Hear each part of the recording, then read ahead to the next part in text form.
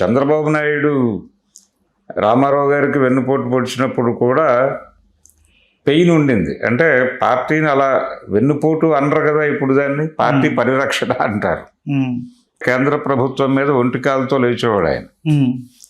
పొద్దున్న లేస్తే local Congress party లీడర్స్తో గురించి మాట్లాడటం అనేది ఎప్పుడు చేసేవాడు కాదు ఆయన. కేంద్ర ప్రభుత్వాన్ని, ఇందిరాగాంధీని టార్గెట్ చేస్తూ మాట్లాడేవాడు. అది కూడా సరైన ధోరణి కాదు. కేంద్రంతో కొంచెం సయోధ్యలో ఉండి నిధులు తెచ్చుకుని రాష్ట్రాభివృద్ధికి ఏదో చేయాలి, ఇలాంటి ఆలోచనలు భాస్కర్ రావుకు ఉండేవి. వీటిని ఆయన యాక్సెప్ట్ చేసేవాడు కాదు. అలాగే ఆయన కుమారుడికి రాజశేఖర రెడ్డి సీఎం అయినప్పుడు ఆయనకి మంచి ఆఫరే ఇచ్చాడు. అసెంబ్లీ స్పీకర్గా తీసుకున్నాడు. అలా ఆయనకి నాదెండ్ల భాస్కర్ రావు గారి కుమారుడిని ప్రాపర్గా ప్లేస్ చేసే ప్రయత్నం అయితే రాజశేఖర రెడ్డి చేశాడు.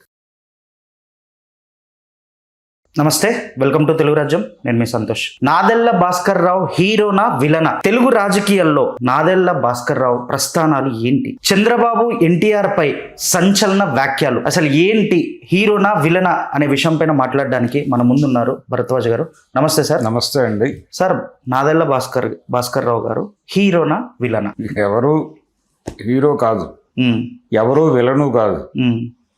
ఎవరికి వాళ్ళు వాళ్ళ కోణంలో వాళ్ళు తీసుకుంటారు హీరోనా విలనా అని. అయితే నాదెండ్ల భాస్కర్ రావు గారు ఆయన చాలా అంబిషియస్గా ఉండేవారు. కానీ ఆయన అనుకున్నవి ఏవి అనుకున్నట్టు జరగలేదు. నిజానికి చాలామంది తెలుగు రాజకీయాల్లో వెన్నుపోటు అనేటువంటి మాట ఆయన నుంచే వచ్చింది అని అనుకుంటారు. కానీ ఆయన ఎన్టీఆర్కి వెన్నుపోటు పొడిస్తే ఆయన కాంగ్రెస్ పార్టీ నుంచి 2 సార్లు వెన్నుపోటుకు గురయ్యాడు. పర్టికులర్గా ఇందిరాగాంధీ గారి నుంచి. మొదటిసారి ఆయన జీర్ణం చేసుకున్నాడు, పర్వాలేదులే అని. రెండోసారి మాత్రం గాయపడ్డాడు. గాయపడినప్పటికీ సరే అని సర్దుకుపోయాడు, కానీ ఘర్షణకు దిగలేదు. అయితే ఎన్టీఆర్తో ఆయన జీవితాంతం ఘర్షణ పడుతూనే ఉన్నాడు. ఆ ఘర్షణ అంటే రామారావు గారు చనిపోయిన తర్వాత కూడా ఆయనతో ఘర్షణ పడుతూనే ఉన్నాడు ఈయన నిరంతరం. చివరి వీడియో వరకు ఆయన ఏదో పద్ధతిలో రామారావు గారి మీద విమర్శ సంధించటమే కార్యక్రమంగా పెట్టుకున్నాడు. అలా ఒక రకంగా తెలుగు రాజకీయాలలో అత్యంత వివాదాస్పదమైనటువంటి వ్యక్తి నాదెండ్ల భాస్కర్ రావు గారు స్థిరపడిపోయాడు ఆయన. అవును. ఆయనలో ఒక ఆవేదన ఉండేది. ఆ ఆవేదన ఏంటంటే పొలిటికల్గా తనకి తగిన గుర్తింపు రాలేదు అనేది ఆయన అంతర్గతమైనటువంటి అభిప్రాయం. అయితే ఆయన కంట్రిబ్యూషన్ ఏమిటి అనేది కూడా క్యాలిక్యులేట్ చేస్తే ఆయన చేసిన దానికి ఆయనకి దొరికిన దానికి పెద్దగా ఇబ్బంది పడాల్సిన అవసరం లేదు. కానీ ఆయన ఇబ్బంది పడుతూ ప్రపంచాన్ని ఇబ్బంది పెట్టే ప్రయత్నం చేశాడు. ఇది ఆయన కెరియర్ ఎలా మొదలైంది? ఆయన అడ్వకేట్గా మొదలయ్యాడు. ఇక్కడే చదువుకున్నాడు ఆయన. హైదరాబాద్లోనే జరిగింది ఆయన విద్యాభ్యాసం. ఇక్కడే ఉస్మానియా నుంచి లా పట్టా తీసుకున్నాడు ఆయన. తీసుకొని ఇక్కడి నుంచి ఆయన హైకోర్టు అడ్వకేట్గా మొదలై ఒకే రోజు 32 రిట్ పిటిషన్లు ఫైల్ చేసే స్థాయికి వెళ్ళాడు ఆయన. ఆయన మామగారు కూడా చాలా పాపులర్ అడ్వకేట్, ఏదో వాసిరెడ్డి అనే ఇంటి పేరుతో ఉంటాడు ఆయన.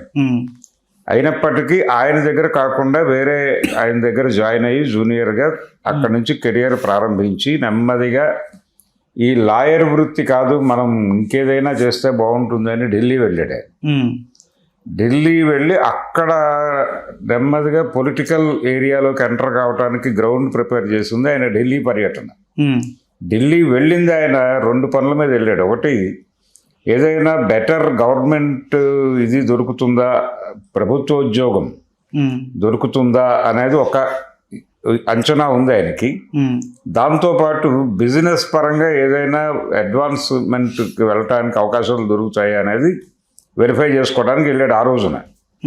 ఇదంతా 50 దశకంలో జరిగినటువంటి వ్యవహారం. 60-50 మధ్యలో జరిగింది. ఆ తర్వాత ఆయనకి అక్కడ పొలిటికల్ లింకులు ఏర్పడ్డాయి. అక్కడి నుంచి వచ్చేసాడు. వచ్చేసి తిరిగి తన పనిలో తాను ఉన్నాడు. ఈ ప్రయాణంలో నెమ్మదిగా కాంగ్రెస్ పార్టీతో సయోధ్య నడిచింది ఆయనకి. కాంగ్రెస్ పార్టీతోనే ప్రయాణం చేస్తూ ఉండగా కాంగ్రెస్ పార్టీ రెండుగా చీలటం అనేది ఒకటి సంభవించింది 70 దశకంలో. ఉమ్, 77 ఎన్నికల్లో కాంగ్రెస్ పార్టీ ఓడిపోయింది. ఉమ్, ఎక్కడ జాతీయ స్థాయిలో ఓకే. ఎమర్జెన్సీ తర్వాత.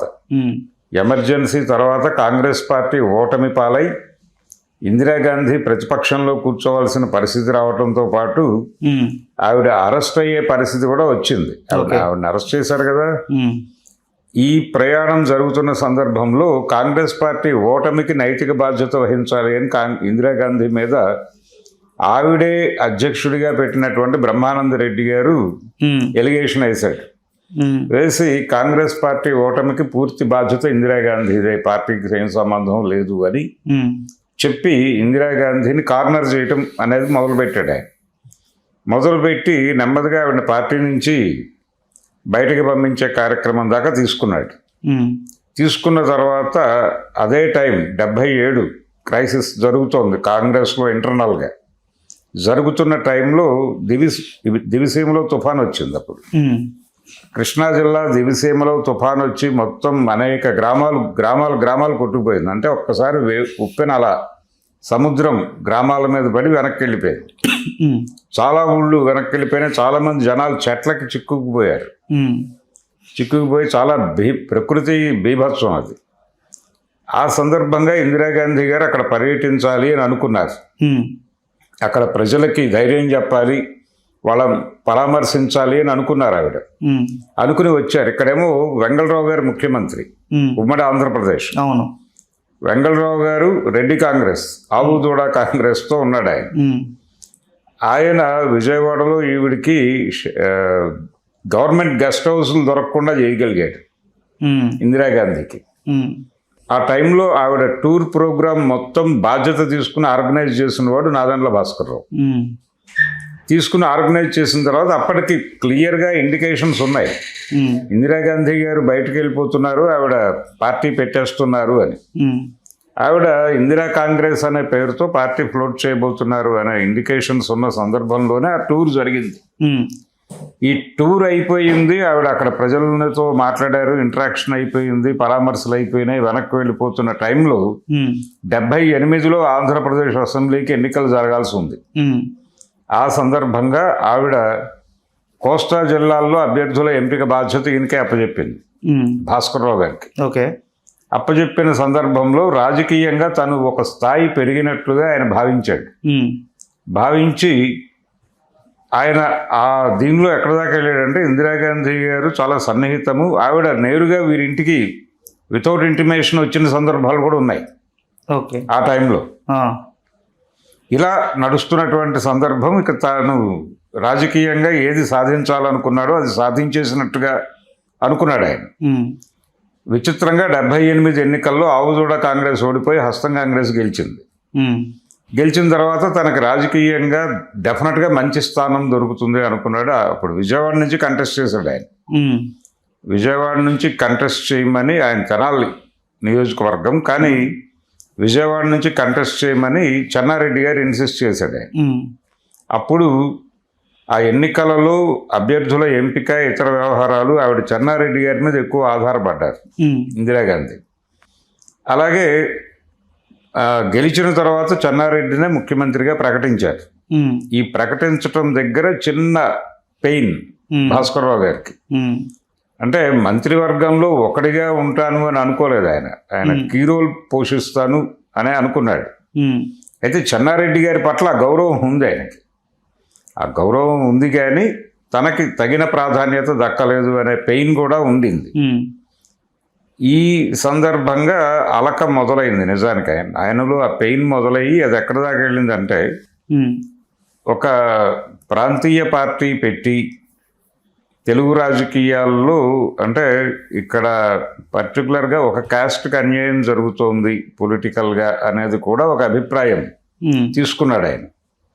తీసుకొని నెమ్మదిగా తను ఏ కులానికైతే ప్రాతినిధ్యం వహిస్తున్నాడో ఆ కులం తాలూకా పెద్దల్ని కలిసే ప్రయత్నం చేశాడు. ఉమ్, పిన్నమనేని కోటేశ్వరరావు గారు, చైర్మన్ కోటేశ్వరరావు గారు అనేవారు ఆయన ఆ రోజుల్లో. ఉమ్, అంటే ఒక రకంగా కాంగ్రెస్ పార్టీలో రాజకీయాలను శాసించినటువంటి వ్యక్తి ఆయన్ని కలిశాడు. ముదినేపల్లిలో పిన్నమనేని కోటేశ్వరరావు గారిని అక్కడి నుంచి మొదలుపెట్టి దగ్గుపాటి చెంచురామయ్య గారిని వీళ్ళందరినీ కలిశాడు. కృష్ణా, గుంటూరు జిల్లాల్లో, పశ్చిమ గోదావరి జిల్లాలో ఉన్నటువంటి ప్రముఖులందరినీ కలిసి మనకి రాజకీయ అధికారం దక్కటం లేదు కాబట్టి మనం ఒక చిన్న ప్రాంతీయ పార్టీ లాంటిది ఫ్లోట్ చేసి నెమ్మదిగా ఎదిగితే బాగానే ఉంటుంది అనే ఒక ప్రోగ్రాం చెప్తూ వచ్చాడు. ఈ చెబుతూ వస్తున్నటువంటి క్రమంలోనే చెంచురామయ్య గారు ఈయనకి ఒక ఇది చెప్పాడు. అంటే 78 ఎన్నికల్లో చెన్నారెడ్డి గారు ముఖ్యమంత్రి అయ్యాడు. ఆ తర్వాత వరుసగా ముఖ్యమంత్రులు మారుతూ వస్తున్నారు. అంజయ్ గారి టైం వచ్చేసింది 80కి వచ్చేసరికి. ఇంకా 2 ఏళ్ళు టైం ఉంది, ఎంతమంది మారుతారో తెలియని పరిస్థితి. ఆ టైంలో మొదలైనటువంటి ప్రయాణం ఇది. కరెక్ట్గా అదే టైంలో ఎన్టీ రామారావు గారు 60వ ఏటికి దగ్గరకు వస్తున్నాడు. ఆయన కూడా సినిమాలు ఆపేసి రాజకీయాల్లోకి రావాలి అనే మూడ్లో ఉన్నాడు. అప్పుడు ఆ మూడ్లో ఉన్నాడు అనే విషయాన్ని దగ్గుపాటి చెంచురామయ్య గారు నాదెండ్ల భాస్కర్రావుకి చెప్పారు.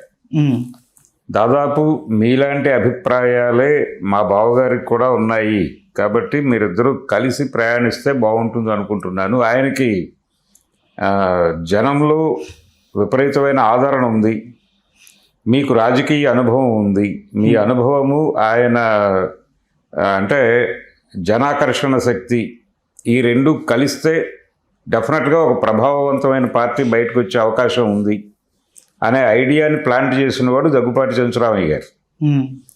ఆ ఐడియాని ప్లాంట్ చేసిన తర్వాత ఓకే అని అలా కదిలాడు. ఈయన కదిలిన సందర్భంగా అప్పటికి ఇంకా సినిమాలు చేస్తూనే ఉన్నాడు ఆయన. రామారావు గారు చేస్తున్న టైంలోనే కలవటం మొదలైంది. వీళ్ళు సినిమా సెట్స్లో మాత్రమే కలిసేవాడు ఆయన.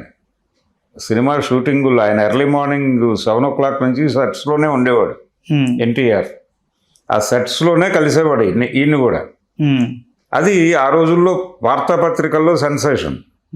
ఎన్టీ రామారావు గారి సినిమా సెట్స్లో పొలిటీషియన్స్ కనిపిస్తున్నారు, నాదెండ్ల భాస్కర్రావు గారు ఎక్కువ కనిపిస్తున్నారు అనేది ప్రచారం ఆ రోజుల్లో. పేపర్లో లీకేజ్ అప్పట్లో ఎక్కడి నుంచి జరుగుతోంది ఇదంతా ప్రయాణము అని. ఇది నడుస్తున్నటువంటి టైంలో ఒక అంటే ఎలా జరుగుతోంది, ఏం జరుగుతోంది అనేది బయట రకరకాల చర్చలు జరుగుతూ ఉన్న టైంలోనే అన్అఫిషియల్ ఒకసారి రామారావు గారు హైదరాబాద్ వచ్చి ఒక ప్రెస్ మీట్ పెట్టాడు ఇక్కడ. 81లో పెట్టిన తర్వాత ఆయన నెమ్మదిగా మూడ్ సెట్ చేశాడు. మూడ్ సెట్ చేయటం అంటే నేను సినిమాలు వదిలేయబోతున్నాను, ఇక ఇప్పుడు కమిట్ అయిన సినిమాలు కంప్లీట్ చేసి సినిమా పరిశ్రమ నుంచి రిటైర్మెంట్ తీసుకుంటున్నాను, నేను ప్రజా జీవితంలోకి వస్తున్నాను, ప్రజా జీవితంలోకి వస్తే మీరు పొలిటికల్ పార్టీ పెడతారా అని అడిగారు. పొలిటికల్ పార్టీ అంటే ఒక సంస్థ అయితే పెడతాను, ఎన్నికల్లో పాల్గొంటానా లేదా అనేది చెప్పలేను, కానీ ప్రజల తరపున ప్రభుత్వంతో మాట్లాడటము, దెబ్బలాడటము ఇలాంటి కార్యక్రమాలు భుజానేసుకుందాం అనుకుంటున్నాను. ప్రజలు చాలా సఫర్ అవుతున్నారు, ప్రభుత్వ పాలన ప్రజలకి రుచికరంగా సాగటం లేదు అనేది నాకు అనిపించింది అని మొదటిసారిగా సర్దార్ పాపారాయుడు షూటింగ్లో ఆయన మాట్లాడాడు. అంతకుముందు ఈ ప్రెస్ మీట్ కంటే ముందు సర్దార్ పాపారాయుడు సినిమా విశేషాలు మాట్లాడే సందర్భంగా అక్కడ ఏర్పాటు చేసిన ప్రెస్ మీట్లో మొదటిసారి ఎన్టీ రామారావు గారు స్కూళ్ళు, కాలేజీలు వాటిలో ఉన్న పరిస్థితుల గురించి మాట్లాడాడు. ఇదేంటి ఈయన కొత్త ఏరియాలో మాట్లాడుతున్నాడు, సినిమాలు తప్ప ఇంకేమీ మాట్లాడు కదా ఈయన అనుకున్నారు ఆ రోజున. దాని కంటిన్యూషన్ ఈ హైదరాబాద్ ప్రెస్ మీట్. ఇలా నేను ఒక సంస్థని ప్రారంభించబోతున్నాను అని చెప్పిన తర్వాత ఒక వారం 10 రోజులకే మళ్ళీ నిర్ణయం మారింది. మేము సీరియస్గా పొలిటికల్ పార్టీయే పెడుతున్నాము అని చెప్పేశాడు. మేము ఎన్నికల్లో కంటెస్ట్ చేయబోతున్నాము అనే ప్రకటన కూడా ఆ రోజు చేశాడు. చేసినప్పుడు భాస్కర్రావు గారు ఉన్నాడు పక్కనే ఉన్నాడు. అది నేరుగా మీరు పార్టీ పేరు ఏమిటి అని అడిగారు. అడిగింది కూడా ఐ వెంకట్రావు గారే. ఆయన ఉన్నారు ఇప్పటికీ. ఐ వెంకట్రావు గారు అడిగాడు, మీరు ఏదో పార్టీ అంటున్నారు, ఏమిటి పేరు అంటే నేను తెలుగువాడిని, నా పార్టీ తెలుగుదేశం అన్నాడు ఆయన క్యాజువల్గా. ఇక అదే పార్టీ పేరుగా స్థిరపడిపోయింది.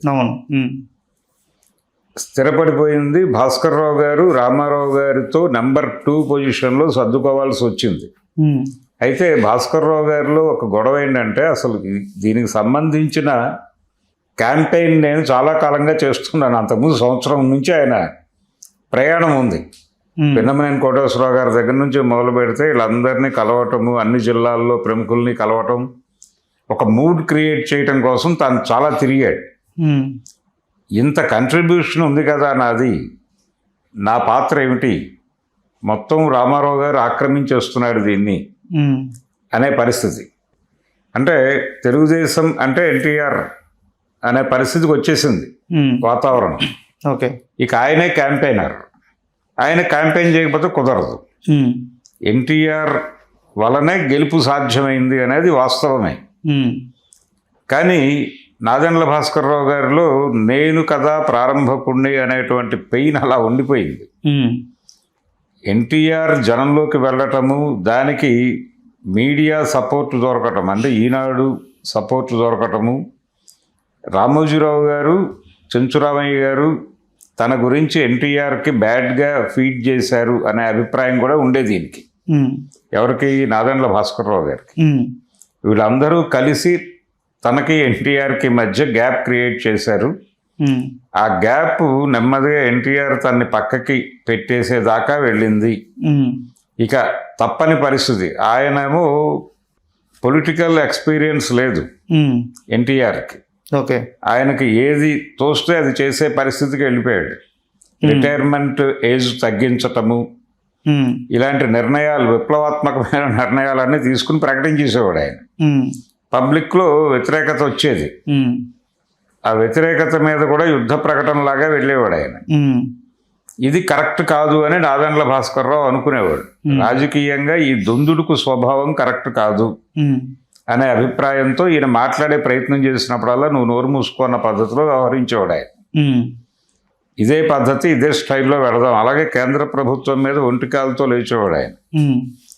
పొద్దున్న లేస్తే లోకల్ కాంగ్రెస్ పార్టీ లీడర్స్తో గురించి మాట్లాడటం అనేది ఎప్పుడూ చేసేవాడు కాదు ఆయన.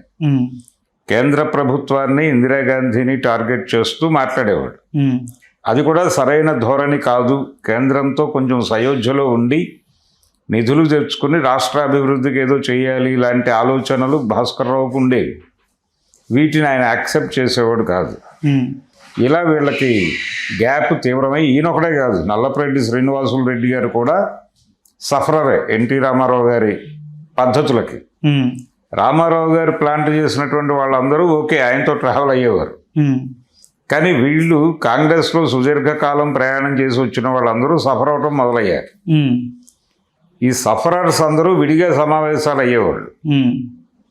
అవి ఏం చేయాలి అనే మూడ్లో ఉన్నప్పుడు ఎక్కువ మంది ఎమ్మెల్యేలు తనకి అనుకూలంగా ఉన్నారు, రామారావు గారి ధోరణులు నచ్చని వాళ్ళు ఎక్కువ మంది ఉన్నారు అని అనుకున్నప్పుడు యాక్చువల్గా ఇక్కడ డిస్టెబిలైజ్ చేయాలి అనే ప్రోగ్రాం కేంద్రం కూడా అనుకుంటోంది. ఇందిరాగాంధీ గారు కూడా ఈ ప్రభుత్వాన్ని ఇబ్బంది పెట్టి స్టేట్ని తిరిగి తన కంట్రోల్లోకి తీసుకోవాలి అనే వ్యూహరచనలో ఉన్నారు. అంతకుముందు స్ట్రాంగ్ పాకెట్ కదా ఇది. అవును, 77 ఎన్నికల్లో మొత్తం దేశమంతా కాంగ్రెస్ కొట్టుకుపోయింది జనతా వెల్లువలో. కానీ ఆంధ్రప్రదేశ్లో మాత్రం ఒక్క సీటు తప్ప మొత్తం 42 సీట్లు ఉంటే 40 సీట్లు పైన వీళ్ళకి వచ్చేసినాయి. 40 సీట్లు వీళ్ళకి వచ్చినాయి కాంగ్రెస్కి. ఆ రోజున కాంగ్రెస్ని లోక్సభలో నిలబెట్టింది ఆంధ్రప్రదేశ్. ఒక్క నీలం సంజీవ్ రెడ్డి ఒకడే గెలిచాడు, మిగిలిన జనతా అభ్యర్థులందరూ ఓడిపోయారు ఇక్కడ. ఓకే, అంత స్ట్రాంగ్ పాయింట్ తన చేతుల్లో నుంచి వెళ్ళిపోయింది అనేటువంటి బాధ ఉండేది ఆవిడకి.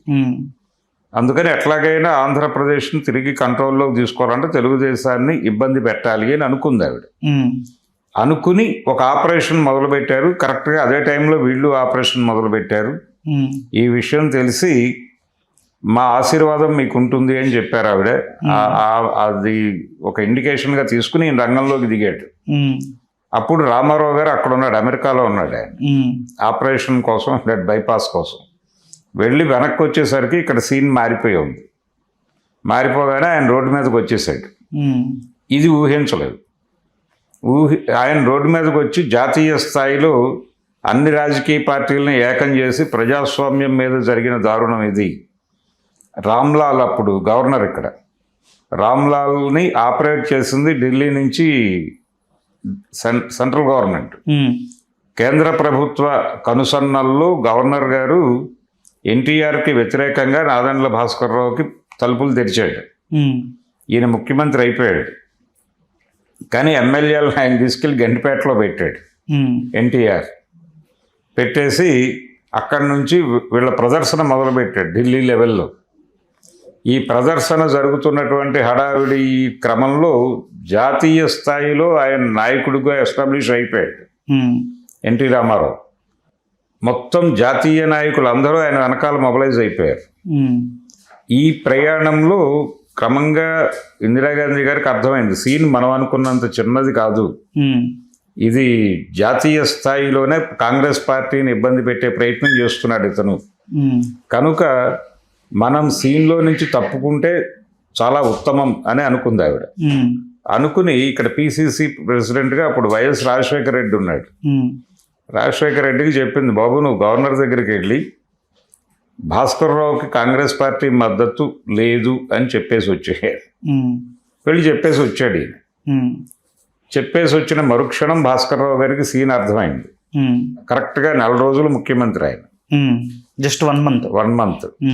ఎప్పుడైతే వైఎస్ రాజశేఖర రెడ్డి గవర్నర్ని కలిసి వచ్చాడు, అప్పటికి రామ్లాల్ వెళ్ళిపోయి శంకర్ దయాళ్ శర్మ గారు వచ్చేసాడు.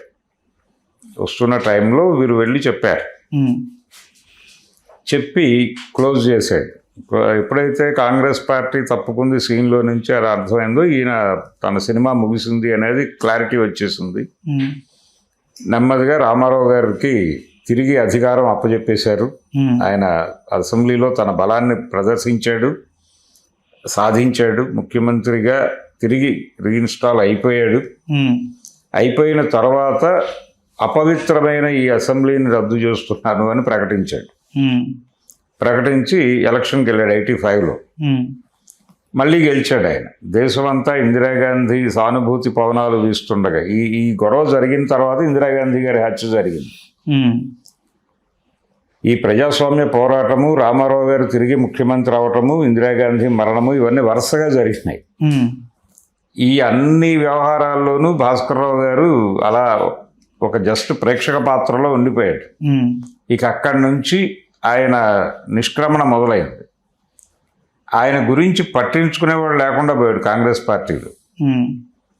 ఆ తర్వాత అయితే ఈయన కాంగ్రెస్ పార్టీకి చేసిన కంట్రిబ్యూషను, అలాగే కాంగ్రెస్ పార్టీ వలన నష్టపోయిన తీరు తెలిసిన నాయకులు ఉన్నారు అక్కడ.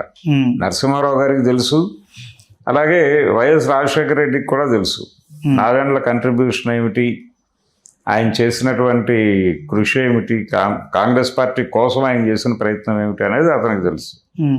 కాబట్టి కొంత హెల్ప్ చేసే ప్రయత్నం చేశారు. అందులో భాగంగానే ఆయన్ని ఢిల్లీ పంపించే ప్రయత్నాలు చేశారు. అలా అకామిడేటివ్గానే ఉంది కాంగ్రెస్ పార్టీ ఇందిరాగాంధీ గారు మరణించిన తర్వాత కూడా. అలా కాంగ్రెస్ పార్టీ మనిషిగానే ఉన్నాడు ఆయన. అలాగే ఆయన కుమారుడికి రాజశేఖర రెడ్డి సీఎం అయినప్పుడు ఆయనకి మంచి ఆఫరే ఇచ్చాడు, అసెంబ్లీ స్పీకర్గా తీసుకున్నాడు. అలా ఆయనకి నాదెండ్ల భాస్కర్రావు గారు కుమారుడిని ప్రాపర్గా ప్లేస్ చేసే ప్రయత్నం అయితే రాజశేఖర రెడ్డి చేశాడు.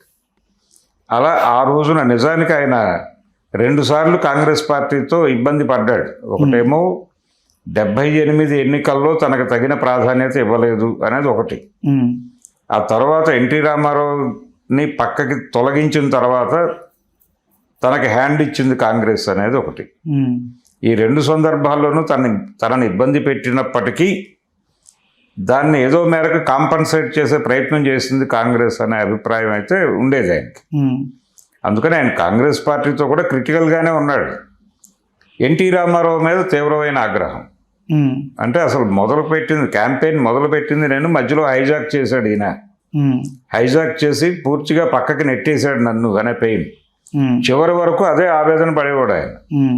ఇందిరాగాంధీ నన్ను సరిగా పట్టించుకోలేదు, చెన్నారెడ్డి దగ్గరికి వెళ్తే ఆయన పట్టించుకోలేదు, నేనేదో ఆల్టర్నేటివ్ ప్రయత్నాల్లో ఉంటే ఆ ప్రయత్నాన్ని ఎన్టీ రామారావు వచ్చి కబ్జా చేసేసి పక్కకి నెట్టేశాడు నన్ను.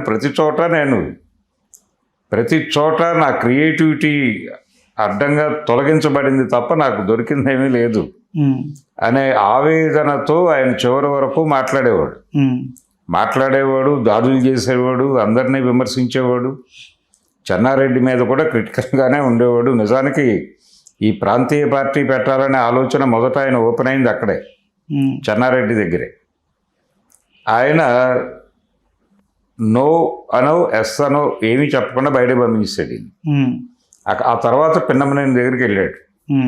పిన్నమనేని గారు కూడా దాదాపు అదే పద్ధతిలో డోర్ క్లోజ్ చేశాడు. అంటే జనాకర్షణ అనే ఏరియాలో ఎన్టీఆర్ వచ్చేసి దీన్ని కబ్జా చేశాడు. ఓకే, ఆయనకున్న ఫాలోయింగ్, ఒక సూపర్ స్టార్ హోదాలో బయటకు వచ్చాడు ఆయన. దాంతో ఆయన ఎక్కడికి వెళ్ళినా ఆయన్ని చూడటం కోసం జనాలు వచ్చేవారు. ఆ తర్వాత ఆయన పద్ధతిలో మాట్లాడి ఆకట్టుకునేవాడు. భాస్కర్ రావు గారి ధోరణి అది కాదు. ఈయన జనాకర్షణ లేదు, జనాకర్షక ప్రసంగ విధానము లేదు. రామారావు గారు చాలా అగ్రెసివ్గా మాట్లాడేవాడు. అగ్రెసివ్గా అంటే దుష్టకాంగి నికృష్ట విధానాలు ఈ లెవెల్లో వెళ్ళేవాడు ఆయన. వెళ్ళి ఇందిరాగాంధీ మీద చాలా దారుణంగా మాట్లాడేవాడు. ఏమిటి దారుణాలు అని, ముఖ్యమంత్రులను ఇష్టం వచ్చినట్టు మార్చటం ఏమిటి, ఏమనుకుంటోంది ఆవిడ రాష్ట్రం అంటే, ఇలా రెచ్చిపోయి మాట్లాడేవాడు. తెలుగువాడి ఆత్మగౌరవాన్ని ఢిల్లీ నడివీధుల్లో తాకట్టు పెడుతున్న ముఖ్యమంత్రులు ఇలా రెచ్చిపోయేవాడు. అది జనాలకు కనెక్ట్ అయింది. ఆ వెల్లువ క్రియేట్ చేయగలిగాడు ఆయన. గెలిచాడు.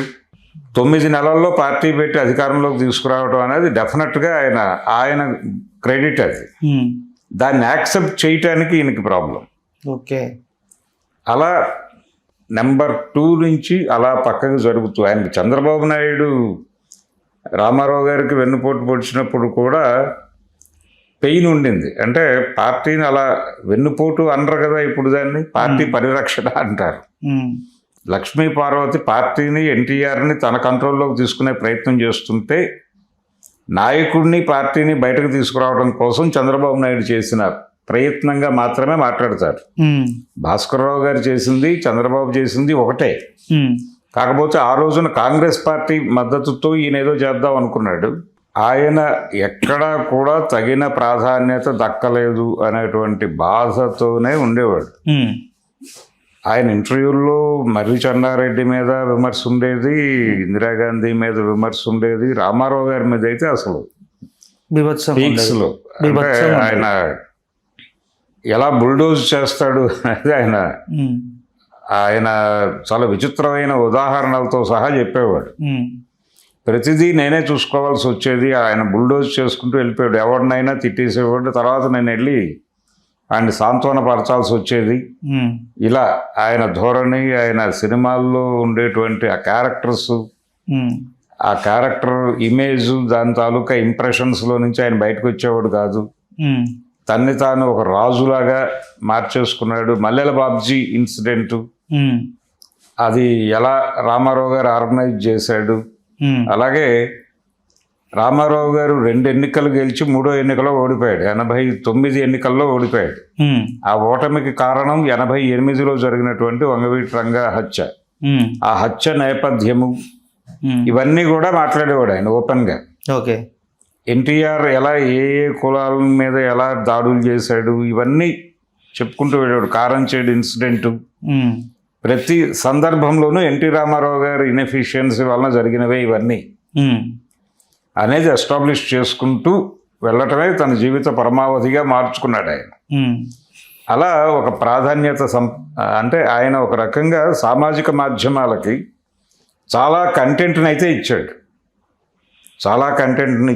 అందులో ఎన్ని వాస్తవాలు, ఎన్ని అవాస్తవాలు, ఎన్ని కల్పనలు అనేది చరిత్ర నిర్ణయించుకుంటుంది. అలా ఆయన చివరి వరకు ఎన్టీఆర్ పట్ల తన డిసెంట్ని ప్రకటిస్తూనే ఉన్నాడు. అలాగే కాంగ్రెస్ పార్టీ తనకి హ్యాండ్ ఇవ్వటం మీద కూడా తన డిసెంట్ని ప్రకటిస్తూనే ఉన్నాడు. అలా నిత్య అసంతృప్తవాదిగా, వివాదాస్పద రాజకీయ నాయకుడిగా చరిత్ర సృష్టించిన character Nadendla Bhaskar Rao. Thank you sir, thank you so much. Thank you. Hello, Telugu రాజ్యం ఛానల్ చూస్తున్నారా? సామాజిక, రాజకీయ, జీవన చిత్రణే తెలుగు రాజ్యం. అతిశయోక్తులు, అసత్యాలు ఉండవు. రాజకీయ కోణం కాదు, ప్రజా కోణమే కొలబద్ద. తెలుగు రాజ్యం వీక్షణ మీ ఉత్తమ అభిరుచికి నిదర్శనం.